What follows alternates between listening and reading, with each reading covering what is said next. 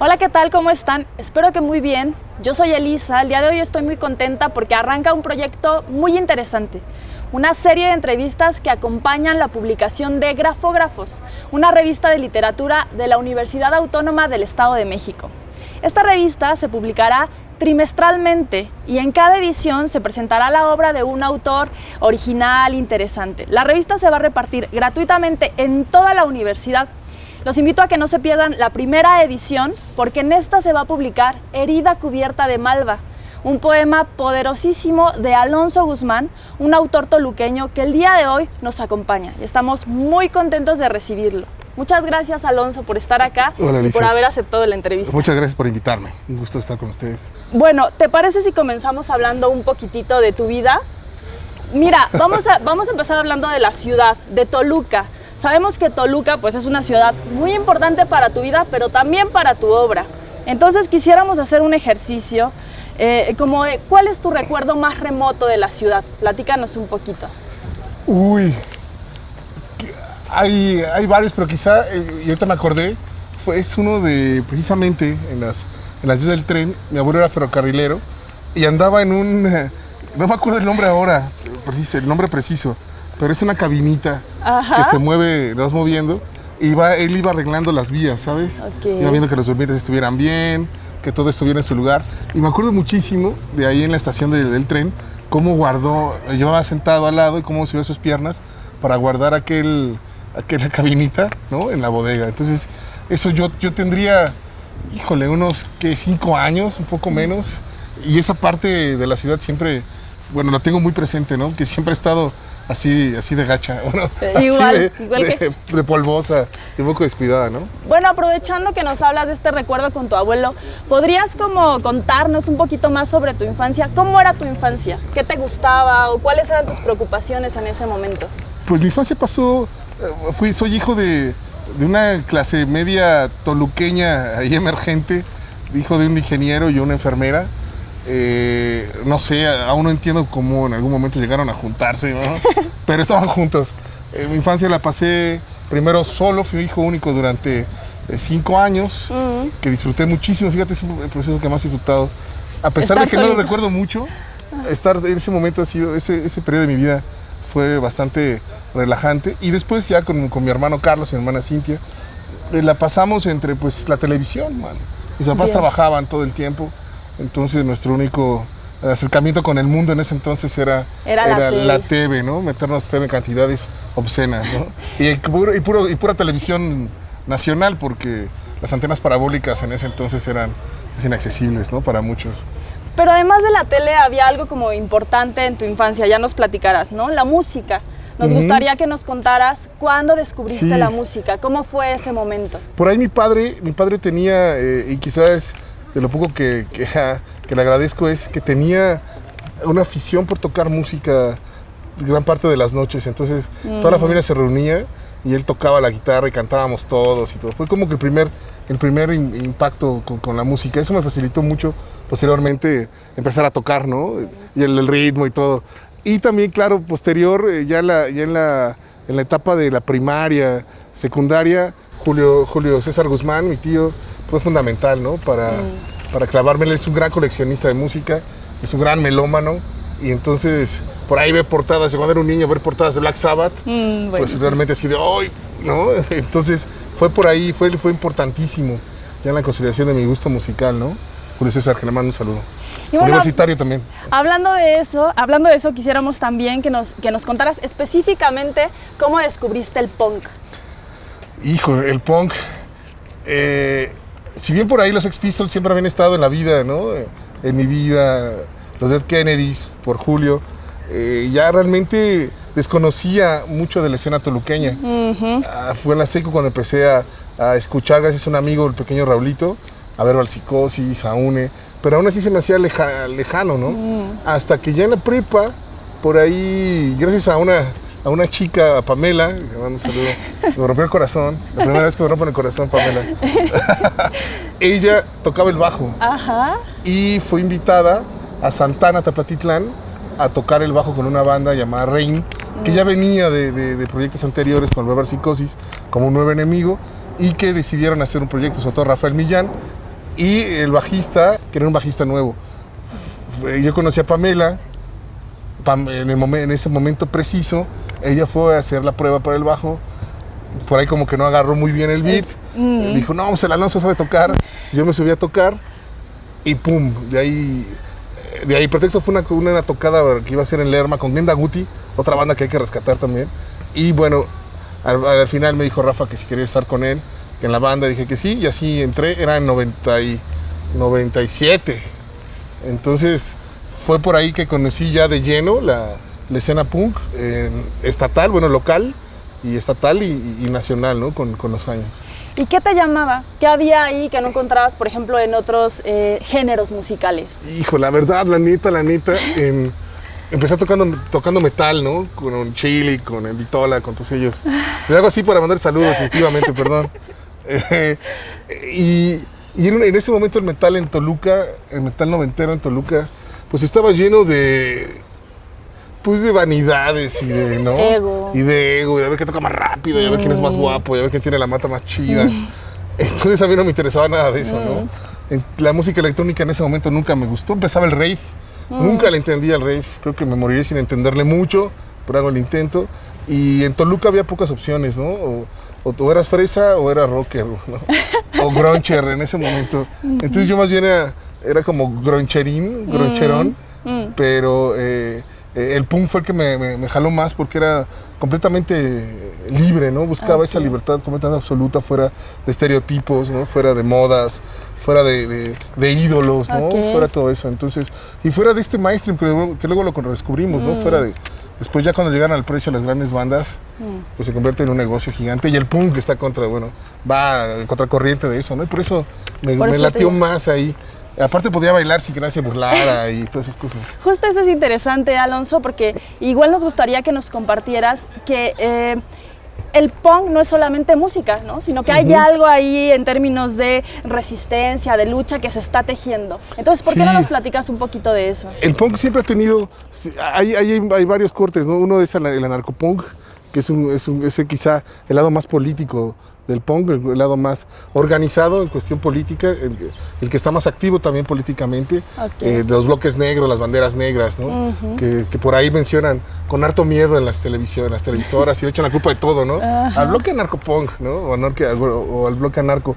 Desde ahí parte, pero en realidad hay muchas capas de punk. Siempre tiene siempre coincide con muchas ideología anarquista, mucha ideología de la izquierda más radical, pero lo importante de esto es que se representa también sí tiene representación en las comunidades punks, ¿no? En los grupos cercanos. El gran ejercicio punk que no se ha logrado todavía, pero que ahí va, es realmente lograr un sentido de comunidad, ¿no? De ayuda mutua. Eso. Entonces, eso es lo que ha existido y ha sobresalido actualmente en los grupos, sobre todo ahora ya más maduros, yo creo, ya que el punk entró en una etapa más de madurez, ¿no? Entonces, ya hay más noción de que juntarse y trabajar en comunidad ayuda más que estar separados, ¿no? Entonces, ese ejercicio de la comunidad, del hazlo tú mismo, de la ayuda mutua, ¿no? De no pedir, de ser zonas momentáneamente autónomas, por ejemplo, claro. No pedir espacios al municipio, ni al estado, ni nada, sino tú tomarlos, ¿no? Y momentáneamente hacerlos autónomos, ¿no? Buenísimo. Se acaba y vámonos. Entonces eso ha ayudado mucho a consolidar esta escena, ¿no? Pues ahora que hablas de esto y de la autogestión y de generar una escena y un proyecto, digamos, comunitario, ¿por qué no nos platicas un poquito de Toluca Mosh? Toluca Mosh es en algún momento tengo que hablar de él y de Rafa, ¿no? Es parte fundamental. Si bien lo fue Julio Guzmán en mi adolescencia, con enseñarme esta música alternativa, más allá de lo que se escuchaba en en las estaciones, Rafa Millán fue el que me abre esta otra puerta, ¿no? No solo musical o no solo política, sino también musical. Y Toluca Mosh es un esfuerzo de años de Rafael Millán, de Pinetti, bueno, su hermano el Pinetti, para juntar, ¿no? A todas las escenas del centro de Toluca, ¿no? Porque hay muchas. Está la de San Cristóbal, Xitlán, que por ahí dicen que fue la primera, con el Beni, los SSH, está la del centro de Toluca con Desahogo Personal, está la de Metepec con Los Orines de Puerco, está la de Lerma, está la de Acahualco. Entonces se trataba Toluca Mosh de juntar, vincular las escenas y hacer sonar bien al punk, ¿no? Fue también tener cuestiones políticas, pero por ahí en algún momento se clavó más en lo musical y quería que el punk tuviera escenarios dignos, ¿no? Buenísimo. Con aparatos dignos, que se escuchara chido, ¿no? Como que ya el punk, Super Destroyer con tu guitarra tocando con tu tazo, ¿no? Ya no, fuera que ya hubiera un espacio y recintos más serios, más chido. Ajá, más pro, ¿no? Más profesional, que sea esa más profesional. Y eso de ahí, y la organización completamente colectiva, ¿no? Buenísimo. No de nadie, no utilizar policías, ni seguridad, ni nada. Todo hazlo tú mismo, difusión alternativa, todo. Entonces, era poner en práctica todo eso que habíamos charlado, ¿no? Bueno, que eso, el Rafa. Imagino que con eso tiene que ver que en una ciudad como Toluca sobreviva esa cultura, ¿no? Del punk. Uno pensaría que debería haber más punks porque es una ciudad industrial, güey, ¿no? Gris. Y que nos meten todo el tiempo, mano. Pero ahí va. Las nuevas generaciones están tomando esto ya como, no como un hobby, sino ya como una manera de vivir, ¿no? Claro, como una forma de vida. Una forma de vida, y eso está chévere. Ya la nueva escalada de jóvenes punkis ya está ahí. Obviamente sus gustos musicales cambian mucho. Les gusta el cross, ahora les gusta el new wave, ¿no? Ahorita eso me late, me gusta el new wave. Entonces ya hay bandas de new wave toluqueñas, otros les gusta más el garage punk. Entonces ya por ahí se va juntando y pues eso me da gusto, ¿no? Una ciudad ya cada vez más compleja como Toluca, ¿no? Me encanta esto que dices de incorporar la música como una forma de vida, ¿no? Como una manera de vivir y de ver el mundo. Porque esto se conecta con la otra pregunta que quiero hacerte acerca de tu experiencia en la radio, ¿no? ¿Cómo es producir, conducir un programa de radio? Híjole, bueno, es distinto, ¿sabes? Uno llega como del mundo fuera de la radio y la música es de compañía, te sientes triste y todo. Llegando acá te das cuenta que tú debes programar esas canciones, ¿no? Tú debes muchas veces generar ese tipo de momentos para que el que te escucha se ponga triste, se ponga así medio contento. Entonces ya tu manera de cambiar radio va cambiando. No sé si sea profesional, los programadores profesionales quizá lo pueden decir, pero sí te piensas completamente en el otro, ¿no? Claro. O sea, tu manera de escuchar es, esta rola, les va a encantar, ¿no? A veces no funciona para nada, pero bueno, entonces yo creo que a mí me ayudó mucho, me ayudó haber tenido un contacto directo con la música desde muy joven, pero en algún momento de mi vida, cuando estuve más clavado en el punk, y no se lo aconsejo a ningún joven, que solo escuchen un género, ¿no? Claro. Entonces yo me clavé solo a escuchar hardcore punk y puro punk, ¿no? Y bueno, metal, un poco de heavy metal, y rock punk y street punk, pero me perdí todo Oasis. Bueno, no me perdí demasiado Oasis, pero me perdí a los Maccabees, ¿no? Me perdí a bandas que realmente en aquel momento no me interesaban. Decía, eso es para fresas, mano, ¿no? Eso. Pero pasa un poco lo mismo con las lecturas, ¿no? Sí. Y te clavas como con un autor, con un estilo. Aprovechando que hablamos de esto, cuéntanos un poquito de cuáles eran tus lecturas, ¿no? O si te pasó lo mismo cuando empezaste a leer. Yo al principio, en mi casa había muchos libros, pero de ingeniería y de enfermería, ahí con mutaciones extrañas, que a mí me latía mucho, me espantaba, pero me gustaba. Pero en cierto sentido pudo haber nutrido tu escritura muchísimo, también, ¿no? Muchísimo. Todos esos libros de deformaciones fetales que tenía mi mamá, porque ella hizo una especialidad pediátrica, y todas esas cosas pues, que yo veía, wow, me atraían muchísimo. Claro. Y también hay otro factor, a mí siempre me gustó la maldad, man. Okay. A mí siempre me gustó ser el tipo malo, ¿sabes? Los malos me gustaban. Y siempre me ponía muy triste porque siempre ganaban los buenos. Ese chale, pero el personaje malo se me hacía mucho más interesante y más complejo que el bueno, ¿no? Sobre todo pues en esas películas que me tocó ver a mí de Hollywood, donde el bueno era el blanco, super mamey, super galán, ¿no? Entonces de ahí nació medio por los blancos, pero eso es otro tema. Pero yo quería siempre ser el malo, ¿no? Claro. Entonces de ahí eso fue permeando mi gusto por los personajes y mi gusto por ciertos autores, ¿no? En casa me acuerdo mucho que encontré un libro, yo era muy joven, un libro que se llama El poder y la gloria de Graham Greene, que ahora anhelo mucho. En ese momento lo desprecié tanto, lo leí completo, me fascinó la prosa de Graham Greene, pero no supe, ¿sabes? Obviamente no supe leerla en su dimensión. Claro. Pero fue uno de mis primeros libros, que esos que te cuentas al azar, y que realmente fueron un golpazo. También por ahí Doña Bárbara, leí Doña Bárbara, mano. Pero era más bien como un ejercicio que yo me proponía, ¿no? Para introducirte al feminismo, Alonso, estuvo bueno, ¿no? Y fíjate cómo entré, ¿no? Y aparte con el glosario, sufrí muchísimo con el glosario de Doña Bárbara. Juré nunca leerla, pero bueno, tengo que regresar al Santos Luzardo en algún momento, porque todos somos un Santo Luzardo en algún momento de nuestra vida. Y también alguna vez Doña Bárbara, pero ahí esas fueron mis primeras lecturas. Y una muy chafa que me da pena, pero tengo que decirla, es Pedro Salvador Gaviota, hermano. Después descubrí que era, pero se me hizo una lectura tan... Después de haber leído Graham Greene ¿Pero a qué edad? y a Rómulo ¿Eso a qué edad? Gallegos, yo tenía 9 años, 10 años. Uy, chiquito. Era como una necesidad extraña. Mi tío Julio, él es un gran lector, entonces ver sus libros, verlo leer y a verse emocionarse con sus libros, pues fue para mí como un impulso, ¿no? Porque la música, sobre todo mucho heavy metal, ¿no? Está relacionada con libros, ¿no? Con poemas, con ciertos autores, y por ahí fue donde empecé a clavarme, ¿no? ¿Y eso estará relacionado con tu inquietud por estudiar letras? Seguramente. Sí, yo es que también me di cuenta que no era bueno para casi nada, y odié la prepa, ¿no? Porque yo me frustraba mucho con las matemáticas y de verdad estudiaba, güey. Estudiaba horas y horas y nunca entendí esa madre, ¿no? Eso es tan abstracto como el álgebra. Bueno, por ahí pasé, pero era muy bueno en otras cosas, ¿no? Hay ejercicios daban literatura, todavía me tocó a mí en la prepa literatura. Sí, sí. Y eso me salía de volada. La maestra me dijo, oye, debes dedicarte a esto. Una maestra que no recuerdo cómo se llama, pero si se acuerdan de ella, en la prepa 3 eran unos esposos y daban literatura. Y ella me dijo, oye, deberías dedicarte porque eran ejercicios.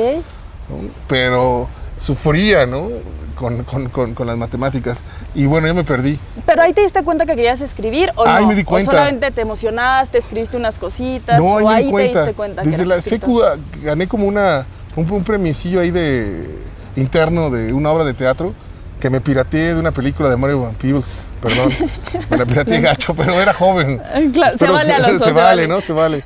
Y de ahí como que siempre quise escribir, ¿no? Entonces fue en la prepa donde ya empecé a incluso a publicar en las revistitas que salía en la prepa. En la prepa 4 también salió mis primeros como textos. Yo quería como escribir poesía y todo eso, ¿no? Entonces la prepa me ayudó mucho a darme cuenta para qué era bueno, ¿no? Claro. Y lo demás me hizo la vida imposible. Yo la quitaría de todo el sistema educativo de todo el planeta. Pero si no, ¿cómo te das cuenta, ¿verdad? Alonso? ¿Para qué sí. eres malo? En la calle, ¿no? Bueno, puede ser. Bueno, ahora una pregunta como más compleja, digamos. A ver qué te parece. ¿Por qué escribes? ¿O por qué escribir? En algún momento de mi vida me sentía un poco raro, un poco como solo. Un poco como que, sí, como que no tenía como pimponeo con mi carnal, ¿no? Con mi carnal que además le llevo 5 años, ¿no? Entonces, con mis compañeros, ¿no? El fútbol y el deporte y ¿no? Ese despliegue a los héroes de la TV y todo nunca me latió, ¿sabes? Entonces yo trataba de crear mis propias como cosas, ¿no? Claro. Y con las personas que yo quería y todo. Eran como un impulso que a veces no tiene como explicación, ¿no? Entonces yo me encerraba a escribir. Mis juegos, a veces llegó un momento de mi vida donde jugaba con libretas y solo allá anotaba y el juego era describir cómo estaba vestido el otro ejército y cómo se daban sus mandraques entre ambos, ¿no? Buenísimo. Entonces fue por eso, quería pues anotar, ¿no? Una especie como de respuesta, un pimponeo con alguien, ¿no? Con alguien. Y de salida también, una suerte como de narración paralela o de realidad paralela que sí te permite la literatura, ¿no? Sí, gacho, o sea, y liberarte de muchos, eso es verdad, ¿no? A veces muchos fantasmas están ahí, o en mi momento no, digo, mi padre era muy violento, ¿no? Entonces vivir en ese mundo de violencia cotidiana, de golpes cotidianos, pues la escritura se convirtió como un aliciente, ¿no? Claro, y una liberación también, una forma como de respirar, de liberarte. Sí, muchísimo. Entonces, por ahí me ayudó, ¿no? Escribir. Buenísimo.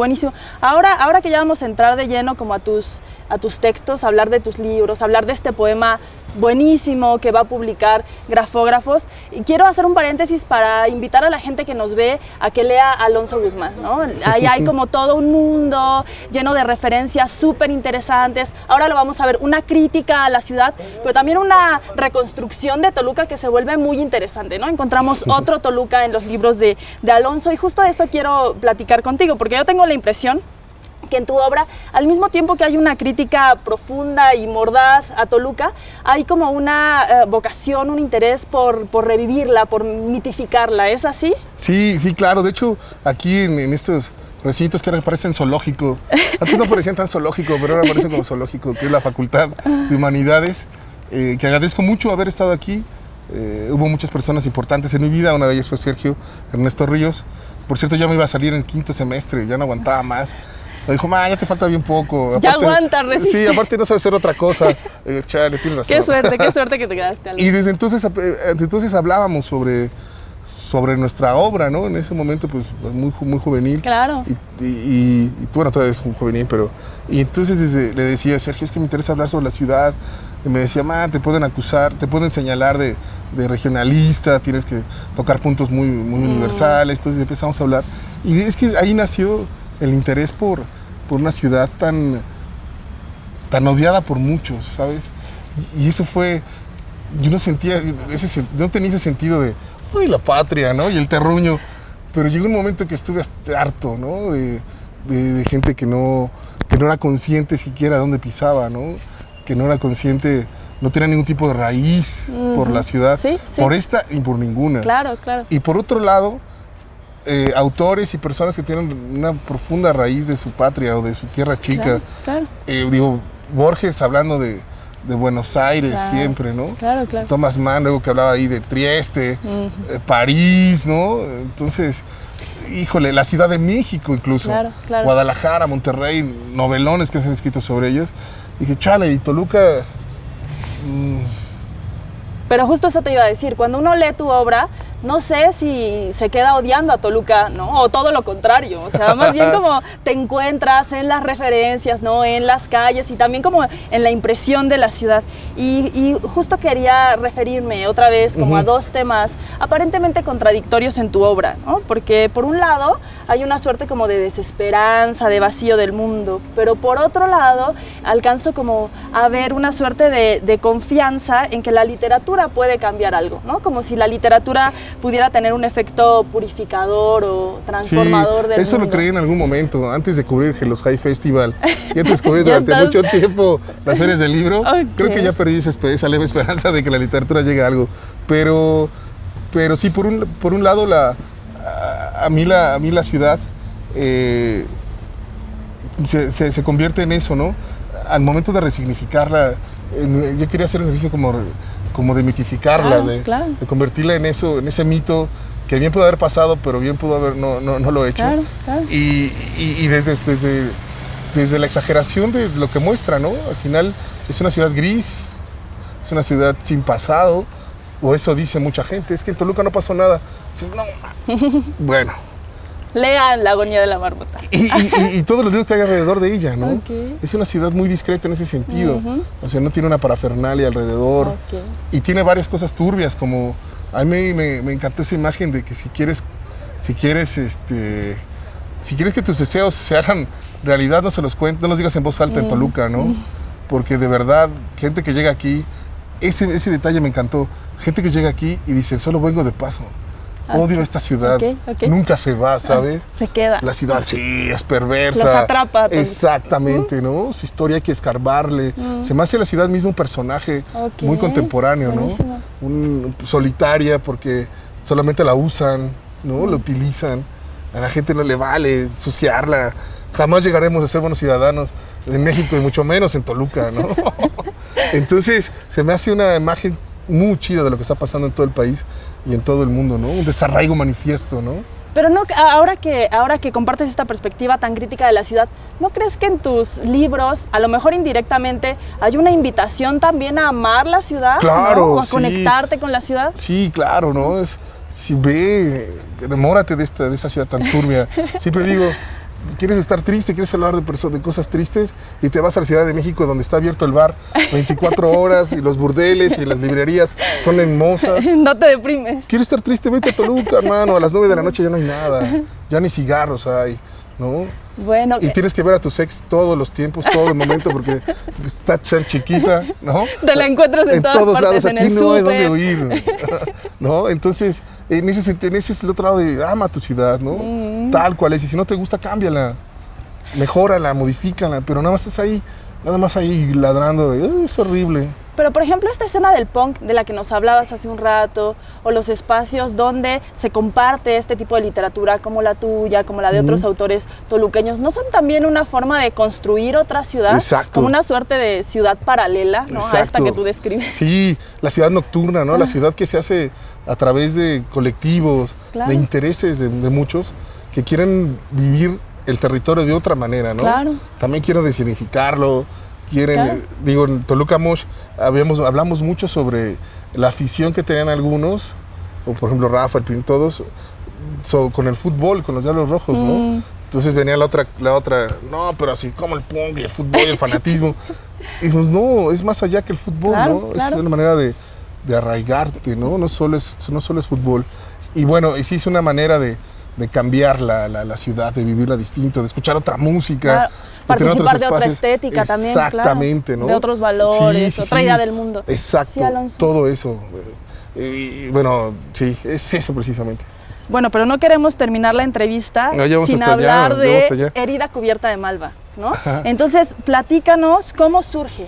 ¿En qué momento de la vida te encontrabas cuando escribiste este poema que otra vez invitamos a la gente que nos ve, que lo lea y que aproveche la publicación en Grafógrafos porque es un poema poderosísimo? ¿Cómo surge? Herida surge después de una recaída, una caída de mi hermano en la locura, ¿no? Por las drogas y el alcohol. Todos mis hermanos son músicos, bueno, tocan música, algún instrumento. Mi hermana es chelista, mi hermano toca la batería, o no sé ahora si ojalá pueda tocarla otra vez. Y él tenía su propia banda, ¿no? No voy a decir los sonidos de puerco, pero no. Se me fue el nombre de la banda que tenía mi carnal. Bueno, él también estaba en la escena punky y en algún momento decidimos hacer un proyecto juntos. Algo difícil porque nosotros somos mis hermanos y yo somos muy separados, ¿sabes?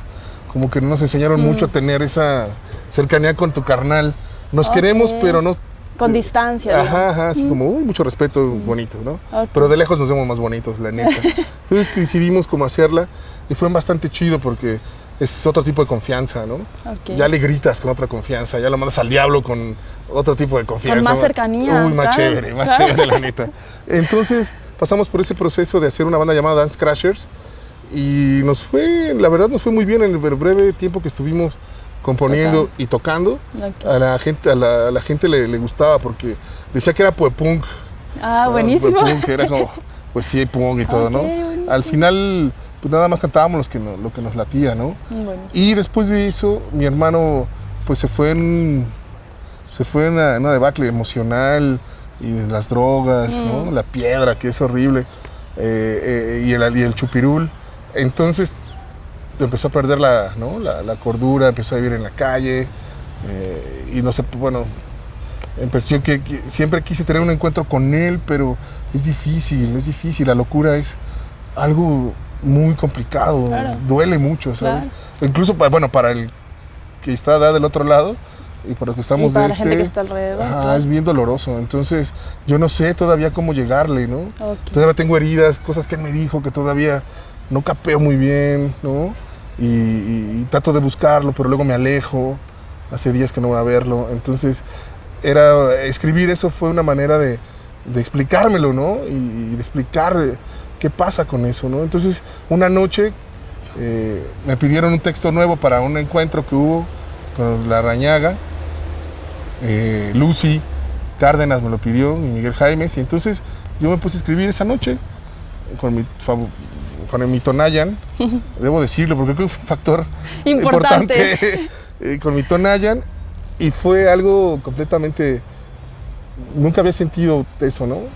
O sea, fluyó, pum, todo lo escribí esa misma noche, fluyó, me desconecté realmente del mundo.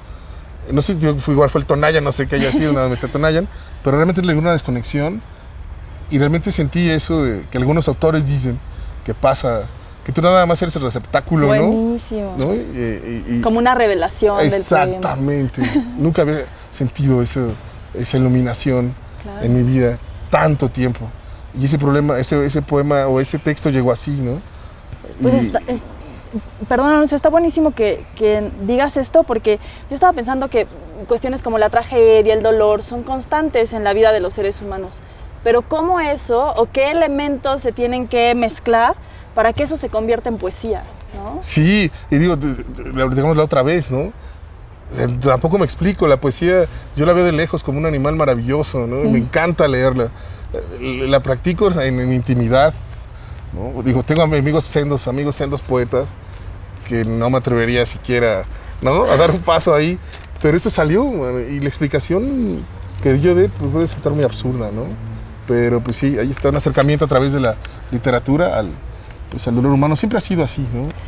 Alonso, considero que tu poema Herida cubierta de malva es una suerte de bálsamo que incluso tiene un efecto en el cuerpo de las personas. ¿Qué opinas que algo tan aparentemente liviano como las palabras tenga ese efecto en la gente? Pues me sorprendió, la verdad me sorprendió. Jamás llegué a imaginar que tuviera ese efecto. Alguna vez con Los Giranos y la Nieve, en una lectura en Orizaba, varios espectadores cuando leía se sacaron de onda y me corrieron de ahí a gritos. Y dije, bueno, tuvo un efecto chido, que tampoco esperaba, pero tuvo un efecto. Pero como jamás en mi vida. Es fuertísimo. Ajá, entonces yo cuando escribí el poema terminé llorando, ¿no? Ok, claro.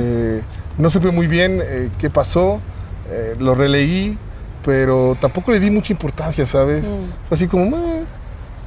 pero cuando lo leí antes de la presentación, que en La Rañaga lo leyó mi querido amigo Rocco Almanza y Jan y Jorge, y me dijeron, wow, está muy pesado, está muy chido. Y después cuando lo leí en público y que la reacción de la gente empezó a llorar, claro. Gente que me odiaba o me odia, pero en ese momento llegó, hasta me dijo... Se volvió fan. Sí, no, me dijo, oye, no, está bien hardcore el dolor y todo, ¿no? Nunca pensé, para mí fue una sorpresa. Pero creo que fue no sé si un acto poético completo, desde la hechura hasta la lectura. Buenísimo. Pero fue así, man. Eso fue algo un trance extraño, ¿no? Y para leerlo, obviamente, yo lloro por cuestiones, ¿no? Personales de la historia. Ya prometí no llorar, porque es un gordo llorando, se ve horrible, ¿no? Pero aún así luego me gana. Entonces, es fuerte. Sí, y también las referencias que hay ahí, ¿no? Eso sí, como dices, es un lenguaje muy coloquial, ¿no? Claro. ¿No? Hay referencias del punk, del pop, ¿no? De libros, de música. Pero preocupaciones muy hondas, ¿no? Por ejemplo, veo el personaje que construyes de tu hermano y no me encanta la interpretación simplista solo como de la tragedia, ¿no? Sino, a mí me da la impresión que el personaje va mucho más allá, ¿no? Como una especie de iluminado, ¿no? Que puede ver como otro lado, y en reiteradas ocasiones en el poema aparece esta como posibilidad de mirar al otro lado, ¿no? Y la tragedia de hacerlo, ¿no? Recuerdo a Cassandra cuando... ella veía el futuro, pero la condenaron a que nadie se lo creyera, buenísimo, ¿no? Claro. Entonces esa también como les parte de loco, ¿no? La parte del que está perdiendo la cordura, que puede ver más allá, pero nadie le cree, man. Estás loco, hermano. Socialmente clausurado, estás bien digamos. pirado. Claro, entonces es esa especie como de faro sin luz que se puede convertir una persona, ¿no? Como él. Y yo quiero zafarme del drama, ¿no? Miren cómo sufre mi carnal, ¿no? Sino realmente, ¿no? Mostrar la experiencia de tener a alguien amado en la locura, ¿no? O tocar un tema, como decías, más universal, que pueda conectar como a más gente, ¿no? Exacto. Y justo hablando de eso, la última pregunta, Alonso. ¿Tú crees que la poesía nos permite, aunque sea por un segundito, acercarnos a ese otro lado? Sí, estoy convencido. Sí, soy testigo. Soy como el padre de sufrir, pero buena onda. A mí me pasó. Claro. A mí me pasó un instante de poesía. Yo, tú sabes, regularmente escribo narrativa, ¿no? Claro. Y este arrebato fue eso, un arrebato poético que yo no siquiera sabía a dónde iba a llegar, ¿no? Y entonces Espero que ustedes que lo lean también les cause algo. Claro. Y bueno, ojalá. Pero sí creo. Y creo profundamente en esa posibilidad y en ese poder, ¿no? En esos arrebatos. Digo, a mí me cambió la vida un verso, ¿no? De César Vallejo. Yo nací cuando Dios estuvo enfermo, ¿no? Buenísimo. Cuando yo lo leí entrando a la secundaria, a mí me partió en dos. Dije, güey, yo también nací cuando Dios estuvo enfermo, mano, ¿no? Ahora ya chingo nacieron cuando Dios estaba enfermo, pero en esa época a mí me partió en dos, ¿no? Entonces, claro, estoy convencido de eso, ¿no? De que la poesía te permite acercarte a ese otro lado. Entonces, pues lean poesía, no le tengan miedo. Buenísimo. Bueno, Alonso. sí, pero no sean sacatones. Pero léanla. Sí. Alonso, muchas gracias por darnos de tu No, al tiempo. contrario. Y también muchas gracias por tu poesía, ¿no? Y ojalá la gente, ojalá los estudiantes que ahora van a tener la oportunidad de leer Herida cubierta de malva, lo hagan, ¿no? Y toda la gente que aprovechen esta publicación y que lean a Alonso, no solamente este poema Herida cubierta de malva, sino La agonía de la marmota, que está buenísimo, Los geranios y la nieve, Górgoro, ¿no? Que es nuevo, Górgoro, por favor. De 2018. Ajá. Está súper interesante y además el toque Alonso. Muchas gracias, Alonso, porque con tu literatura sí que descubrimos otro Toluca. Muchas gracias, Eli, muchas gracias a Grafógrafos, gracias a buen Sergio. Lean la revista, está bastante chévere. Y pues lean autores también locales, ¿no? También les dicen un poco de cómo está su ciudad. Buenísimo. ¿No? Entonces, gracias, chido. Muchas gracias. Pues aquí terminamos la entrevista y agradecemos a toda la gente que nos está viendo y no se pierdan la publicación de Grafógrafos.